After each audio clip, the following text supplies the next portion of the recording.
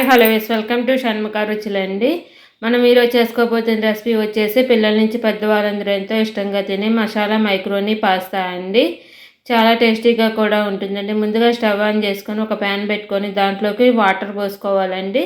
నేను 1 లీటర్ దాకా వాటర్ తీసుకొని దాంట్లోకి తగినంత ఉప్పు వేసుకోవాలండి. తగినంత ఉప్పు వేసుకున్నాక అప్పుడు పాస్తాని నేను ఏ కప్పు అయితే టమాటాలు తీసుకున్నానో అదే కప్పుతోటి 1.5 కప్పు దాకా పాస్తా తీసుకున్నానండి. ఆ పాస్తాని ఇందులో వేసి ఉడికించుకోవాలండి. కొంచెం ఒక 2 టీ స్పూన్లు ఆయిల్ వేసుకొని ఉడికించుకోవాలండి. ఎందుకంటే ఒకదానికొకటి అతుక్కోకుండా ఉంటాయండి. అందుకని ఒక 2 టీ స్పూన్లు ఆయిల్ వేసుకొని బాగా ఉడికించుకోవాలండి. బాగా అంటేనే ప్యాకెట్ మీదే ఉంటుందండి. ఎంతసేపు ఉడికించుకోవాలండి. మేము తీసుకున్న ప్యాకెట్ మీద 5 మినిట్స్ అని ఉందండి. అందుకని నేను ఒక 5 మినిట్స్ ఉడికించుకున్నానండి. 5 మినిట్స్ కన్నా ఎక్కువసేపు ఏం పట్టదండి. ప్యాకెట్ మీదే ఉంటుంది కాబట్టి. ఆ తర్వాత అది ఉడికిన తర్వాత ఒక గిన్నెలోకి ఒక జాలి పెట్టుకొని దాంట్లోకి పాస్తా వేసుకోవాలండి. జాలీలోకి వాటర్ అన్నీ కిందకు వచ్చేస్తాయండి గిన్నెలో. ఈ వాటర్ వేస్ట్గా పడేయకుండా మీరు ఉడికించుకున్న నీళ్ళు మధ్యలో యూజ్ చేసుకోవచ్చండి. తర్వాత ఇది ఒకదానికి ఒకటి అతుక్కోకుండా వచ్చేయాలని కొంచెం చల్లారాక ఒక బౌల్లో కానీ ఒక ప్లేట్లో కానీ పక్కకు పెట్టుకోవాలండి. మళ్ళీ స్టవ్ ఆన్ చేసుకొని అదే ప్యాన్లోకి ఒక 3 టీ స్పూన్లు ఆయిల్ వేసుకోవాలండి.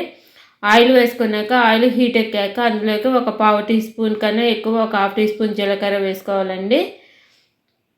తర్వాత ఒక 3 వెల్లుల్లిపాయ రెబ్బలు సన్నగా కట్ చేసుకొని వేసుకోవాలి. ఒక 3 పచ్చిమిరపకాయలు సన్నగా కట్ చేసి వేసుకోవాలండి.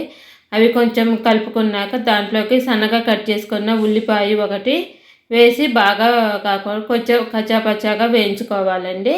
అవి వేగిన తర్వాత కచ్చాపచ్చాగా ఉల్లిపాయ వేగిన తర్వాత టమాటా ఒకటి పెద్దది వేస్తున్నానండి. సన్నగా కట్ చేసుకొని వేసుకోవాలండి. టమాటా కూడా ఒకసారి బాగా కలుపుకోవాలండి. బాగా కలుపుకొని అంతా ఒకసారి ఉడికించుకోవాలండి.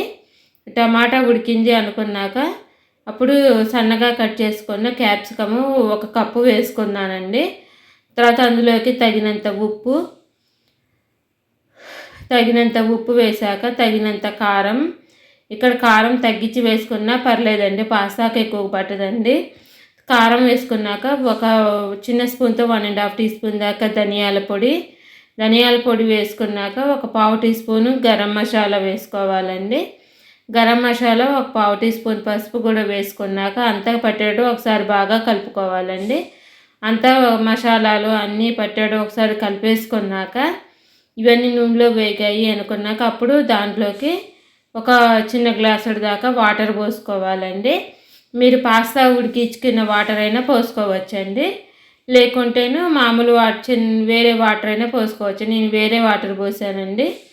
ఇవి బాగా ఉడికినాయి అనుకున్నాక అంతా ఒకసారి మళ్ళీ కలిపేసుకొని వాటర్ అంతా ఇంకిపోయింది అనుకున్నాక అప్పుడు ముందుగా ఉడికించుకున్న స్వీట్ కార్న్ ఒక 1/2 కప్పు వేసుకోవాలండి. తర్వాత ముందుగా ఉడికించుకున్న పాస్తా వేసుకొని కొంచెం కొత్తిమీర, మాకు కొంచెం ఉప్పు తక్కువైనట్టు అనిపించి కొంచెం ఉప్పు వేసుకున్నానండి. మళ్ళీ కొంచెం ఉప్పు వేసుకున్నాక కొంచెం కొత్తిమీర కూడా వేసుకున్నాక ఈ మసాలా అంతా పట్టేటట్టు పాస్తాకి బాగా కలుపుకోవాలండి. బాగా కలుపుకున్నాక దాంట్లోకి ఒక 1/2 చెక్క నిమ్మరసం పిండుకొని అంతా బాగా నిమ్మరసం పట్టేటట్టు బాగా కలుపుకొని సర్వ్ చేసుకోవటమేనండి.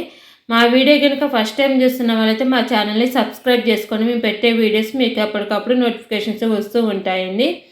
ఈవినింగ్ స్నాక్స్కి పర్ఫెక్ట్ స్నాక్ అండి. చాలా టేస్టీగా ఉండే మసాలా మైక్రోనీ పాస్తా అండి. పైనుంచి కొత్తిమీరతో గార్నిష్ చేసి సర్వ్ చేసుకోవటమేనండి. మా వీడియో మీకు నచ్చినట్టయితే లైక్ చేయండి, షేర్ చేయండి, సబ్స్క్రైబ్ చేసుకోండి. Thank you for watching.